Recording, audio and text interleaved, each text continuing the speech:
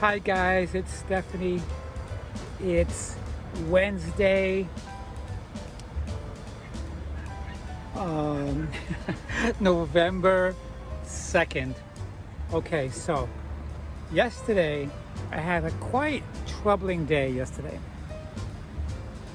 I wasn't gonna come up to Massachusetts, but I did say last week that I was going to spend the first week of my vacation to think about it and make a decision. Well, I did.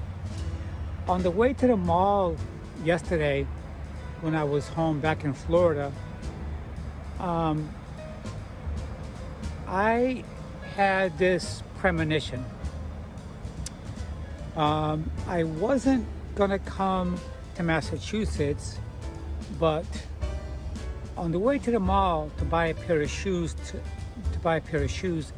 I decided that, hey, I have 16 days off and I'm just gonna transfer some money to my checking to cover my month for October HOA, and I have another deposit going in this week for my pay.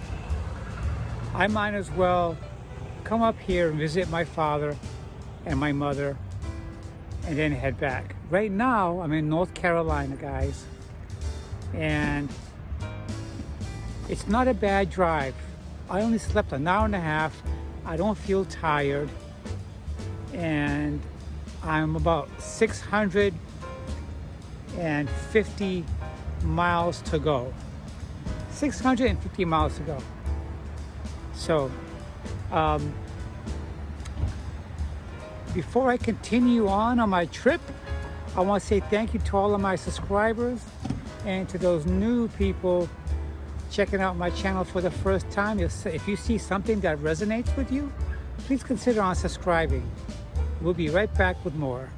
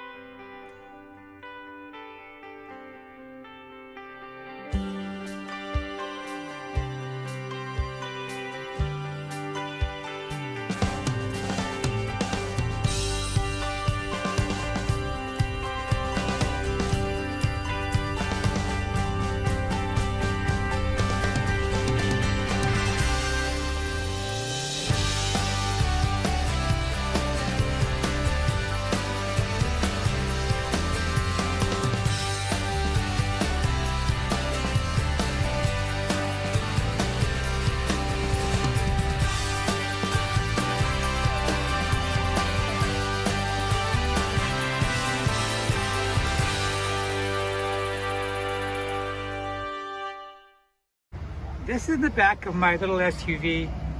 I got a sleeping bag over there.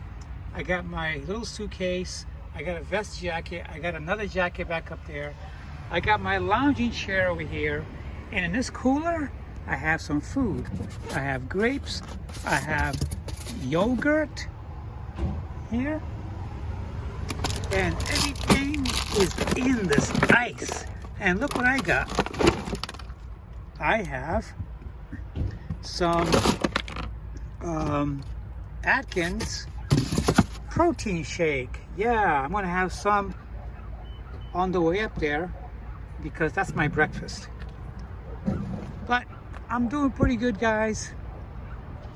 As we can see, this is a rest area here in North Carolina. I'm about 560 or 100 or 650 miles out, and I should be in Massachusetts this evening.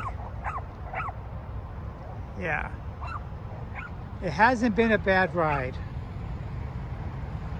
Yep. So I'm gonna get back on the road here. Just want to let you guys know that I did decide to come to Massachusetts to visit my mother and my father. I'm not gonna do a whole lot, but just spend time with them and then head back.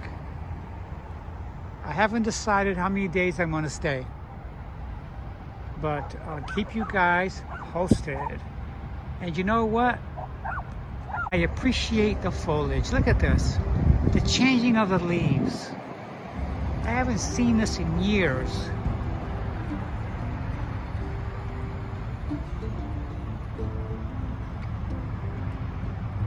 Appreciating my drive up here.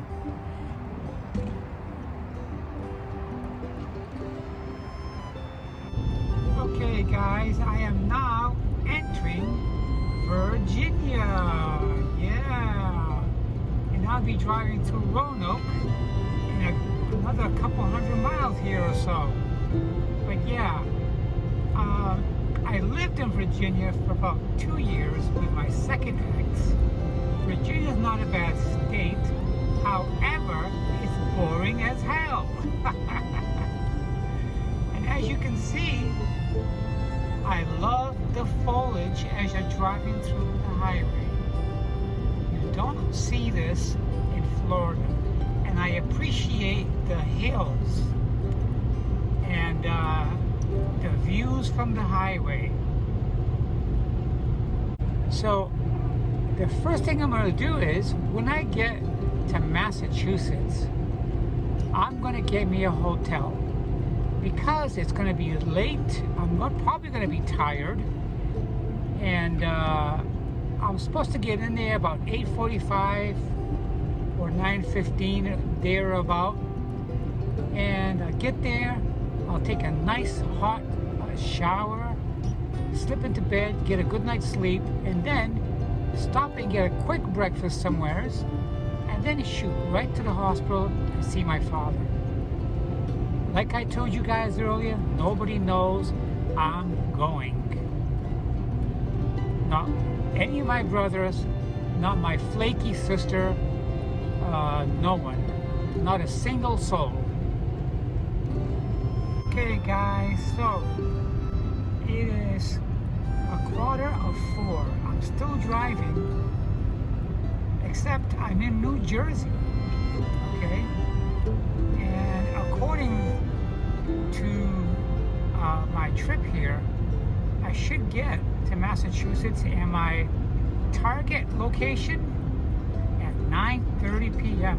I did stop a few times to fuel up and also stretch my legs and get something to eat. And as soon as I get to Massachusetts, I will touch base and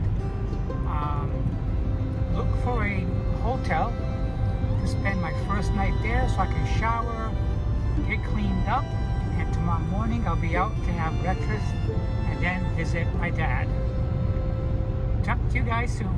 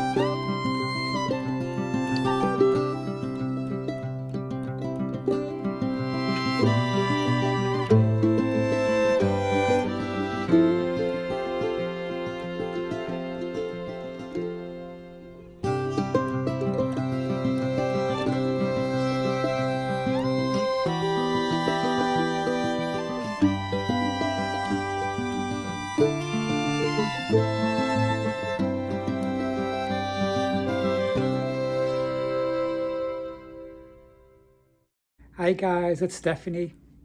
Guess where I am today? I'm at my mother's house. Yep. So my dad is still in the hospital. Yeah.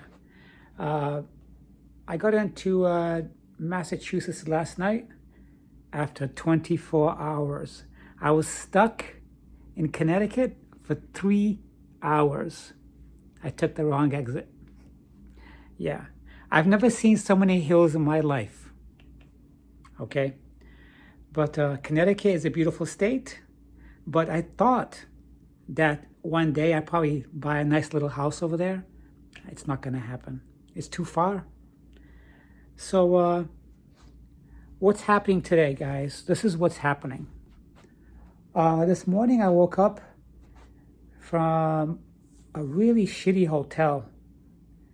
that I found in Massachusetts because I got back here to New Bedford way too late. So I checked into a hotel. I went to bed, but it was a crappy hotel. I didn't like it, but I slept okay. And when I got up this morning, I got a light breakfast, a coffee and a muffin. And then after that, I went to Walmart. I picked up some stuff for my eyes because you have to look beautiful. So after that, I came down here and to my mother's house and I surprised her. And we got ready. And then we went to go see my father. So yeah. So my father's been in the hospital now just over a month. And today he had his dialysis today. So we spent about 6 or 7 hours today with my father. And when I first walked into the hospital, he didn't recognize me. He saw me walking in. He said, "Who's that?" Then he figured it out. So we spent time with him. I went out for lunch, and I came back to sit with him, and we talked, and we talked, and we talked. So that's what's happening right now, guys. Not too much. I'm just spending time at my mother's place over here, and we had some Chinese. And so that's what's happening. I haven't decided when I'm going to go home, you know, so I'm taking it one day at a time. Maybe Sunday, maybe Monday. I haven't decided yet. So that's what's going to happen. It's not very cold here. Today was 55 degrees, but this morning was freezing. This morning when I woke up. I woke up at 8 o'clock this morning, and it was cold. It was cold. So yesterday, on the way here, I got tired on the highway, so I stopped at a rest stop, and I slept for an hour and a half. Guess how? My little sleeping bag. I bought a sleeping bag, and I put the chair down. I bought some food. It wasn't bad, but you can't sleep in the car in Massachusetts. You're going to freeze your ass off. So I found a crappy hotel. I spent the night there. Yeah, but I made it after 24 hours. Took a while. But I think what's going to happen is next time when I come, I'm going to fly. No more driving. It's far. It's far away. But, you know, it's not bad. But next time I'm going to fly. I'm not going to drive anymore. It's too much. I'm getting too old for that. That's my mother over there. She's sitting over there. Yeah. So, all right. So anyway, I'll keep you guys posted what's happening. Tomorrow morning, me and my mother's probably going to get very light breakfast, maybe some coffee or something. And then we're going to go maybe take a little ride someplace. And then we'll go back to see my father and sit with him. But that's what's happening here. Just taking it one day at a time. So what's happening with me is I'm getting the idea of when you guys know that my house is up for sale. It's been up for sale now for 5 weeks. And towards the end of the year, around the holidays, it gets very slow. Not too many people out looking to buy a place to live in the holidays. People are spending money going Christmas shopping, spending time with family. Thanksgiving is this month. But the snowbirds are going to be going back to Florida, and they're going to be looking to buy a nice little vacation home. And hopefully I could decide where I'm going to live. But I like the change of the seasons. As you see from my video, when I stopped to rest today, a couple of days ago, I like the foliage. I like the trees changing colors. In Florida, they stay one color, and it's green year-round. Here, when it's winter and fall and spring, the colors change. I like that. I like a little bit of cold air. In Florida, you don't have no cold air. It's warm all the time. When I left Florida, it was 90 degrees, guys. 90. When I tell my friends I got my house for sale and I'm gonna move back up north, they ask me, you're gonna freeze. It's too cold. You're gonna regret it. I've been living in Florida for 22 years. 22 years. Can you believe that? Huh. So that's what's happening. So I just thought I'd keep you guys posted. And tomorrow, maybe I'll have more news for you guys. We'll see. So you guys, have a nice day.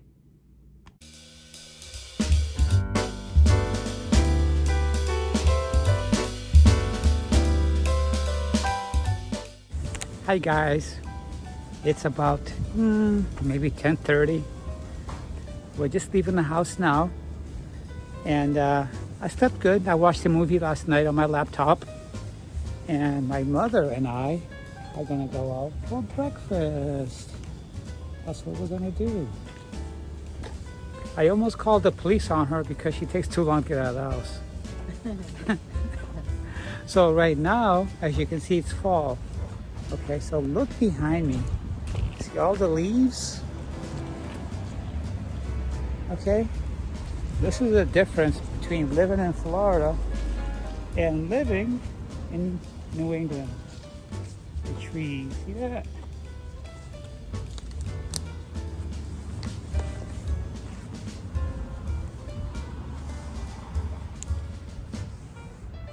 See?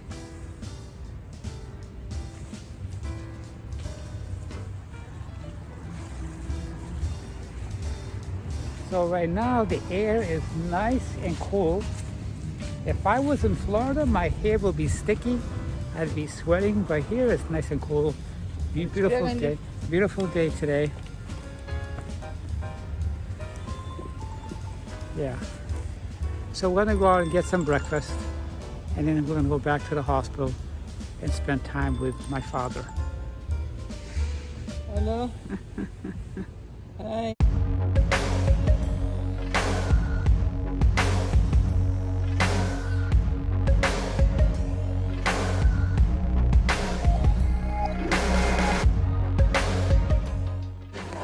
Okay guys, so we're at my favorite place for breakfast. It's called the Golden Greek, and it's in the north end of New Bedford. And we're sitting here, we're gonna have some coffee. See the coffee, yeah. And my mother has her hat on, see? Because the sun. She's drinking, she's drinking her coffee. Look at her nice hat. What a nice, beautiful hat. Little shiny things on it. And coffee. Hi Eunice, how are you? How are you? ¿Cómo estás? ¿Está bien? Está bien. Okay. Yeah, so we're gonna have breakfast here. We're gonna have a nice omelet with potatoes, some toast. We're gonna split it in half because they usually have big breakfast here. And then we're gonna be on our way.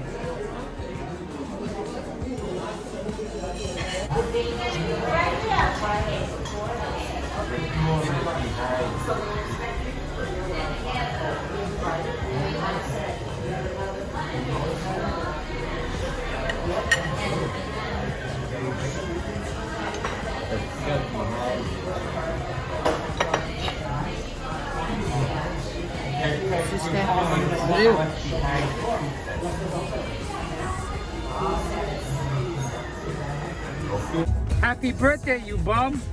Happy birthday, my love.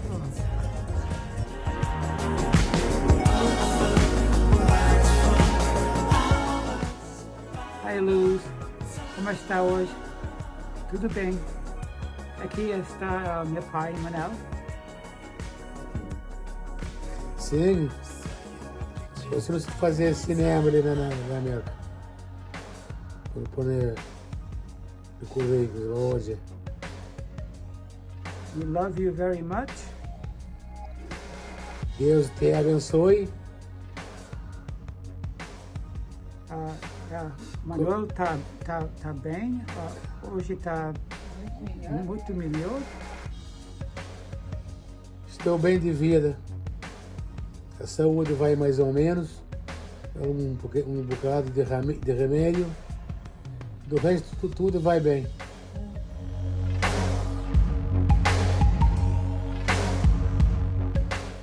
in Massachusetts. And first let me talk about the ride there in my vehicle, driving for 24 hours. I hadn't done that in a very, very long time. I think the last time I did it was in 2012 when I drove up there in my beat up old Subaru all-wheel drive.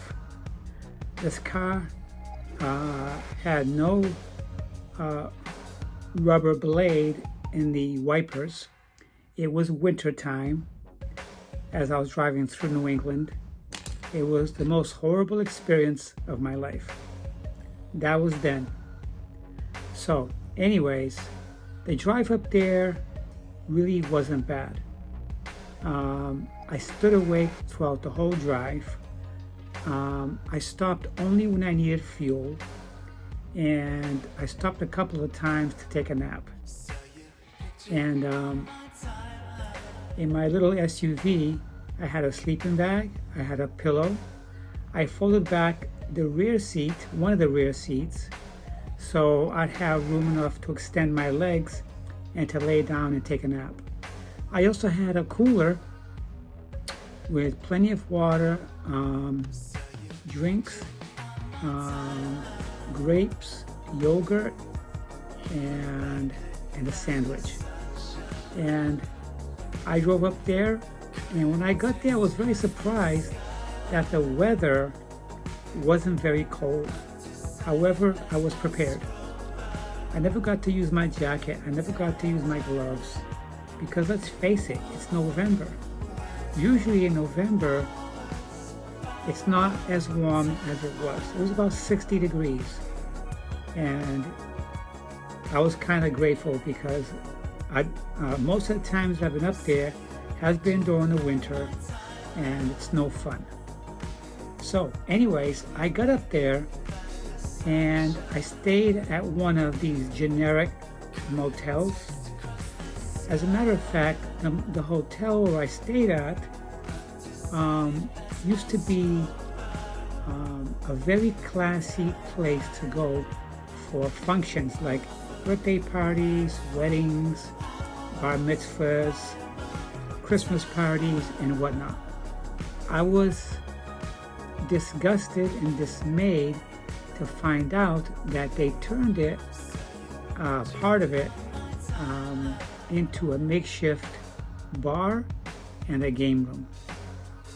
And speaking of game rooms, I'm noticing how a lot of game rooms in Florida are popping up everywhere. And whenever I drive by these game rooms in Florida, they look to be pretty packed with cars. So I guess whoever the owners are making pretty good money. So anyways, I got to the hotel. It cost me about $99. I was dismayed and I was disappointed because the place have turned into a dump. The rugs in the lobby are all worn out. The room that I had, the foyer, when you walk into the room, they had laminate flooring that was coming apart. And it looked like maybe somebody destroyed the laminate flooring with water because it was lifting and the floor was shifting. The room had a musty smell like they had water damage in there. Now thinking about it, I should have gotten my money back and gone somewhere else. But it went on my debit card, and if I did ask for my money back, they probably wouldn't have given it to me, and I would have probably had to wait like 7 days to get my money or get credit back to my checking. So I stomached the disgusting room I had, and I took a nice shower and went to bed. So that's that. The next morning I got up, got dressed, packed my bags, got back in my car, and I went out for breakfast. I went out for a very light breakfast, maybe I think it was cranberry muffins toasted with a cup of coffee. And then I went for a quick ride around the beach. And then I went to my mother's home, and I surprised her. She gave me a hug, and immediately we got into the discussion of my father. Because as you know, I was there to visit my father, who has been hospitalized now for almost 2 months. He was hospitalized first in Europe, and then he flew to the U.S. and he's still in the hospital today. So anyways, I went to the hospital with my mother, and we sat with my father practically all day. So this is the story. From what I see it, my father's doctors, he has a nephrologist. A nephrologist is somebody who specializes in kidneys and kidney disorders. So from what I see it, in my view, is my parents neglected to follow the doctor's instructions, and they skipped appointments that were very, very crucial, and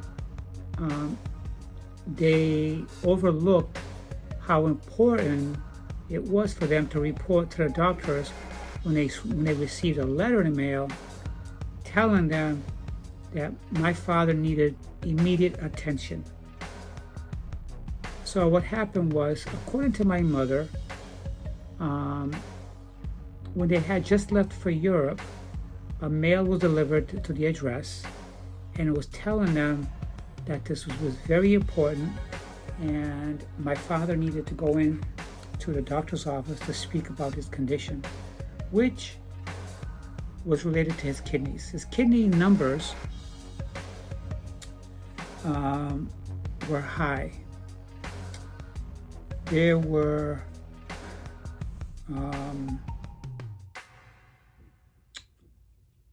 so what they do is they measure the levels of creatine, and the normal range is like 0.6 to 1.0.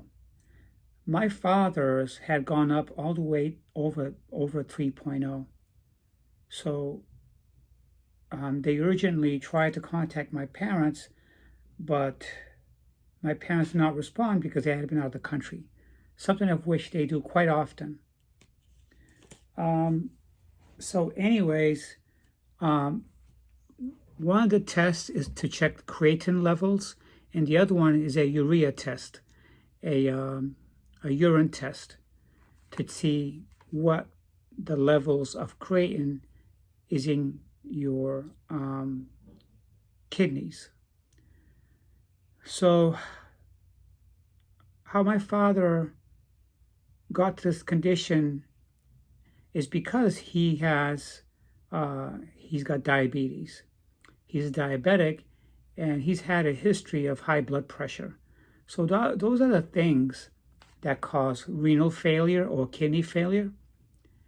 And in my father's case, he didn't catch it in time, and right now he's undergoing dialysis for the past 4 weeks or so.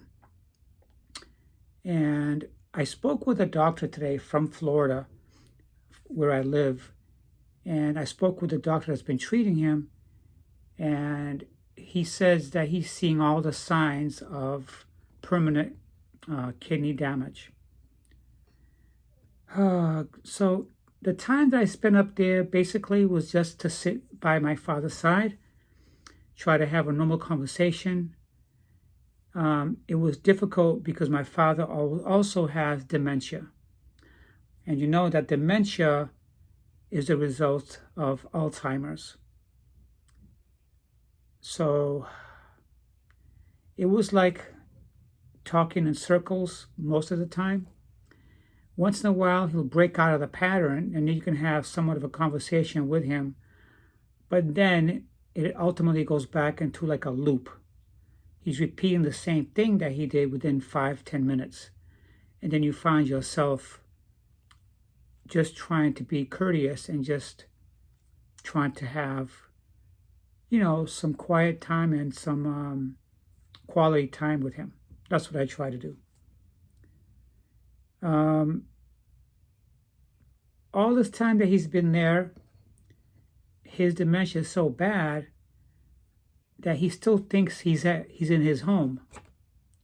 Like I'd walk in and we'd have a conversation, and then he would ask me, how come he can't leave to go out, or how come he can't go out with my mother? He's always got to be in bed. And sometimes he talks about like he's paying rent there. He thinks he's paying rent at the hospital. He thinks it's an apartment. What I've done is, when I was there, I made a big note telling him that he's not in an apartment. This is a hospital. But it doesn't matter how many times he reads it. His mind is already set in a loop. So he repeats the same things again. And he totally forgets. And he forgets that he's forgetting. So he keeps repeating the same old thing. So with us, it's just trying to be patient, And talking about his dialysis, he has to have that 3 times a week. Right now, he's having it Tuesday, Wednesdays, or Fridays. Sometimes it alternates from Monday, Wednesday, and Friday, and sometimes it's Tuesday,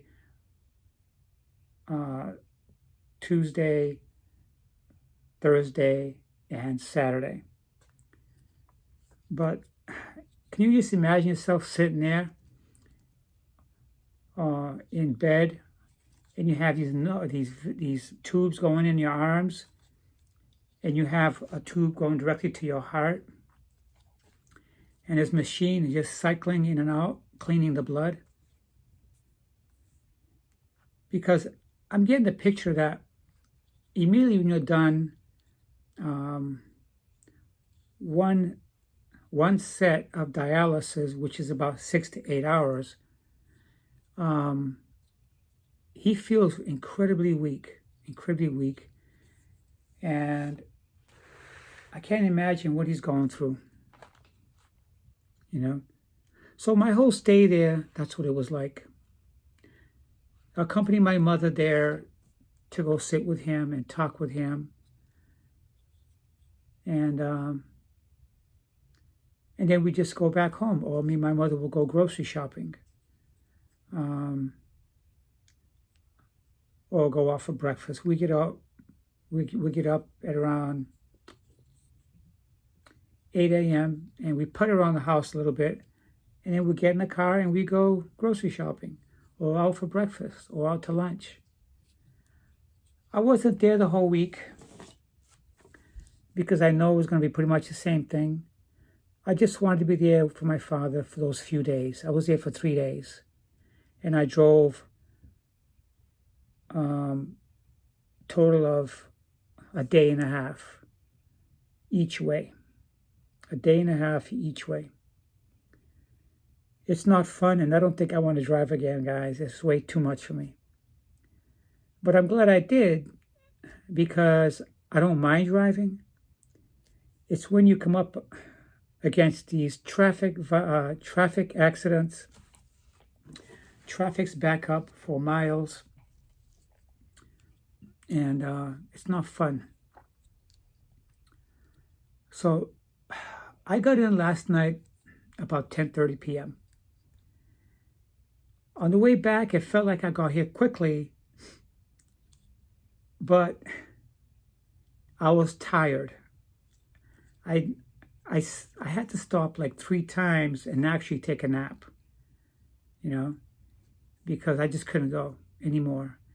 I was nodding off at the wheel, and the moment I feel myself nodding off, I pull over and I take a nap. I still want to go back into my checking and tally up how my fueling was. you know. I get about 300 miles to the tank, and I was fueling maybe every couple of hours or so. Every few hours I was fueling. I think I fueled like 4 times on the way up and on the way down.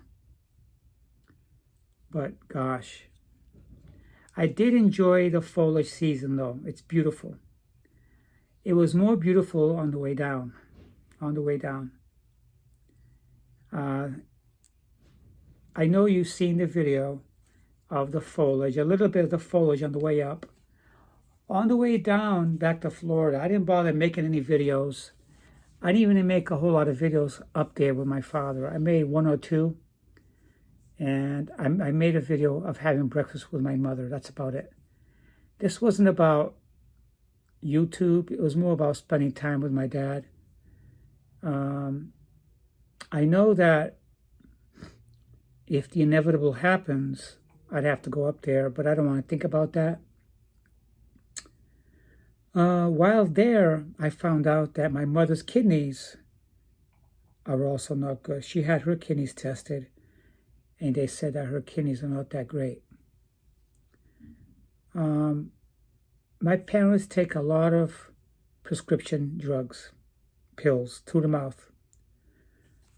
When this is happening, we have to make sure that we're drinking plenty of water to help wash out our kidneys. Because a lot of the medications we take, including ibuprofen,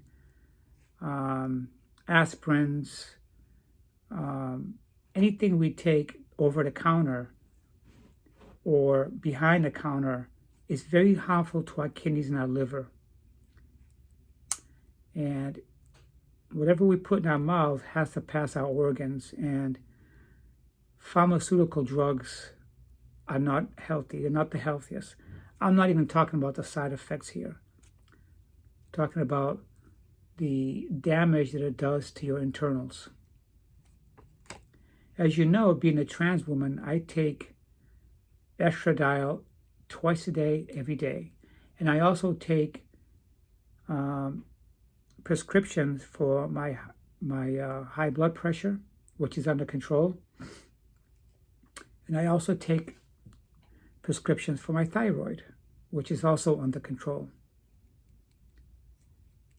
I'm learning a few things. I didn't know that high blood pressure can cause liver damage if it goes unchecked. I didn't know that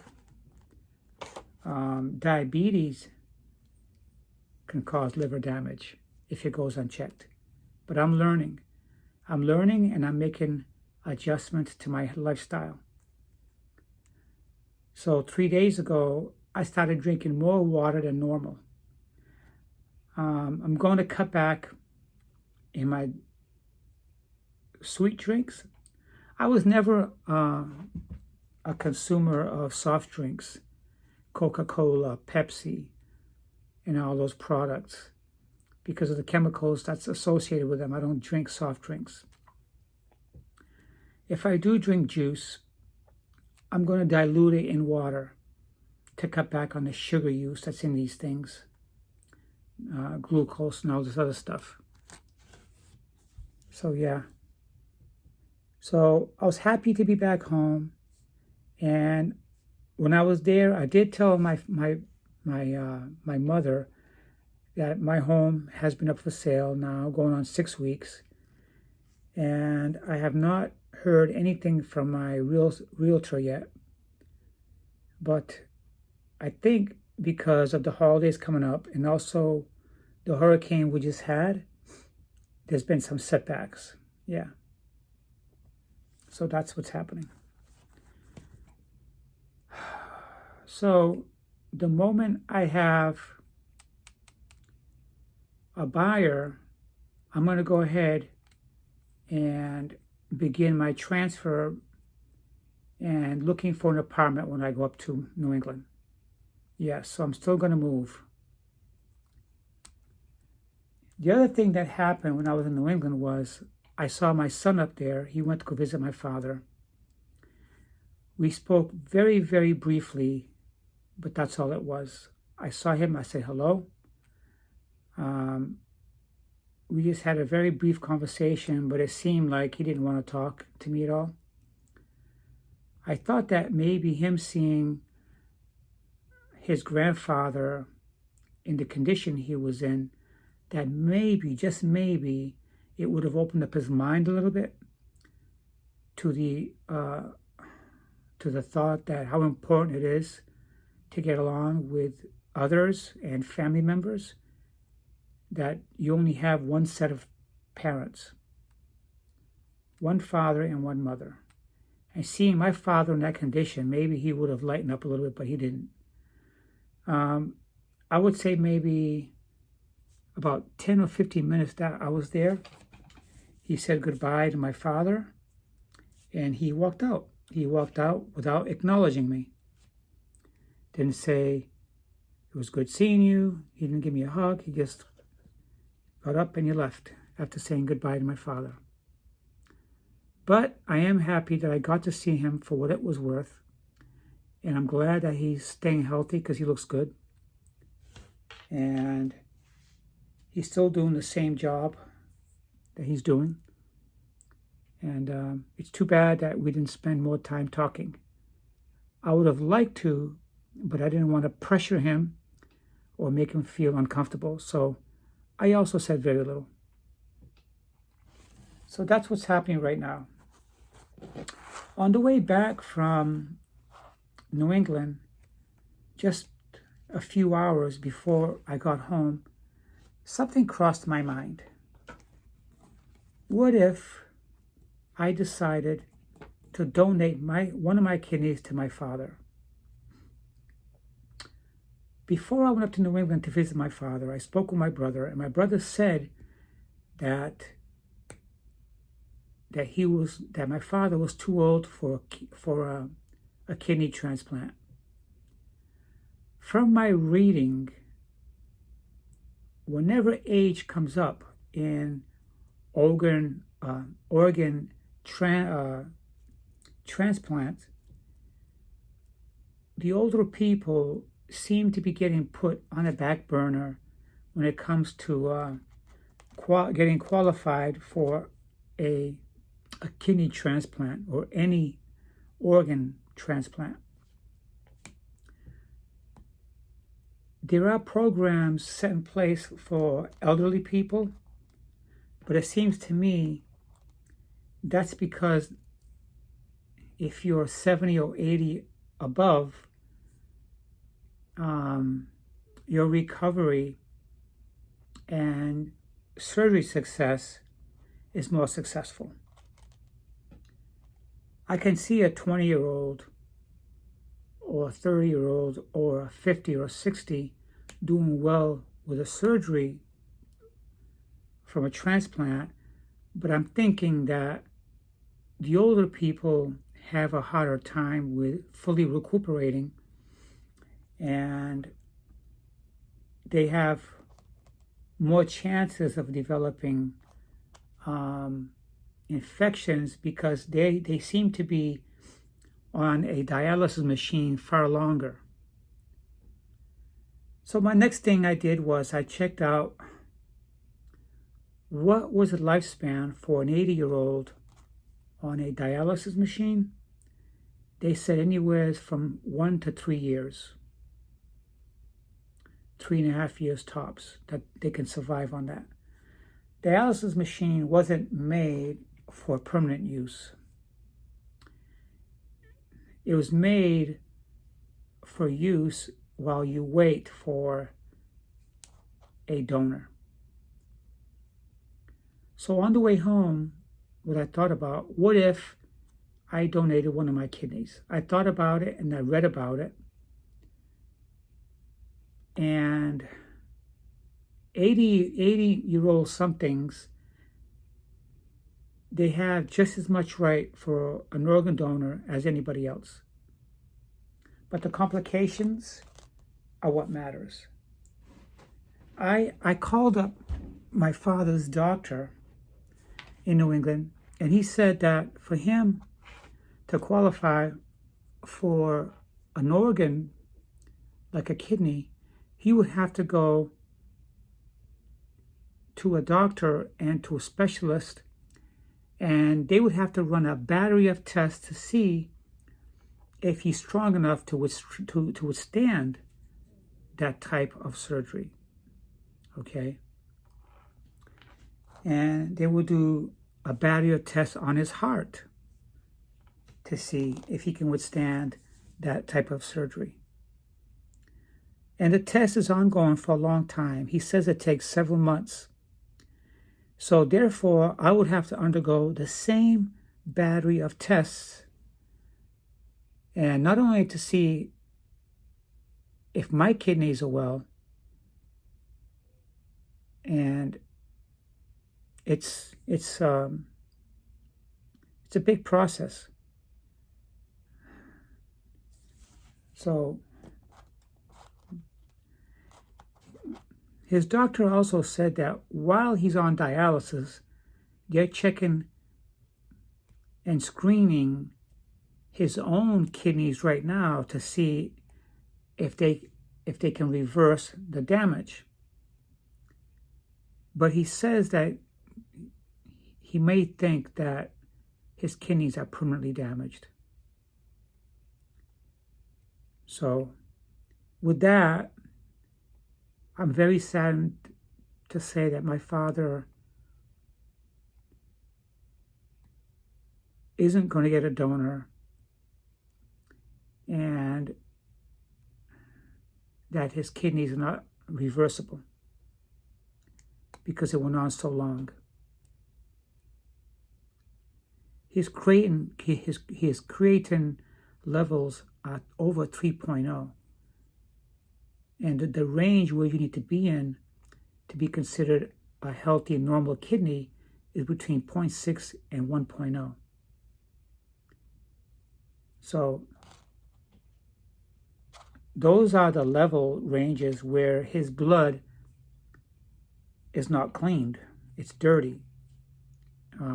It's contaminated with waste. And because that's what the kidneys do. They waste the fluids. They drain the fluids, the dirty fluids.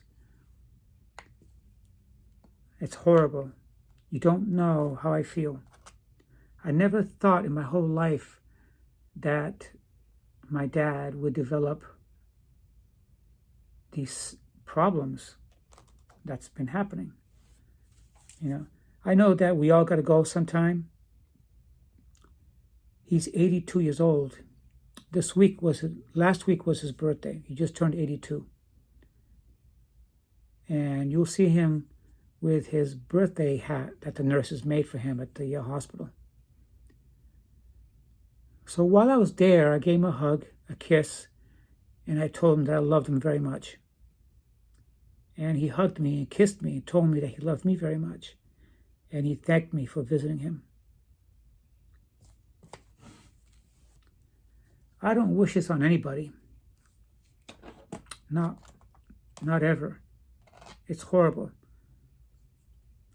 We don't know what people are suffering when they have an ailment. So anyways, that's what happened. My days in New England, spending it with my mother and also my father. I didn't see any of my brothers up there. It wasn't a family get-together, you know. I went during the week and my brothers are working, you know. So I didn't want to stay there the entire week because I know that's going to take me a day and a half just to come back home. And I have this week off, but I'm going to rest up because driving up there and back is grueling. It's 24 hours up and 24 hours down. It's not easy, guys. It's not easy. It's hard. And I didn't want to fly. I could have flown. But this was a last-minute decision that just happened because I wasn't sure I wanted to go right now. But I did. Because you never know what's going to happen tomorrow. I don't know if I'm going to have them tomorrow. I don't even know if I'm going to be around tomorrow. We're just taking things one day at a time. So anyways, I'm going to stop it right here. And that's what's happening in my little life right now, my simple little life. This week, I got to do some groceries. I paid some bills today. I slept till about 8:30, 9 o'clock. I had a bowl of cereal. And all day today, I've been drinking water, a lot of water, because I'm learning a lesson. So yeah, drink less beverages and more water. More water. So hope you guys have a nice night, and I'll be seeing you guys very, very, very soon.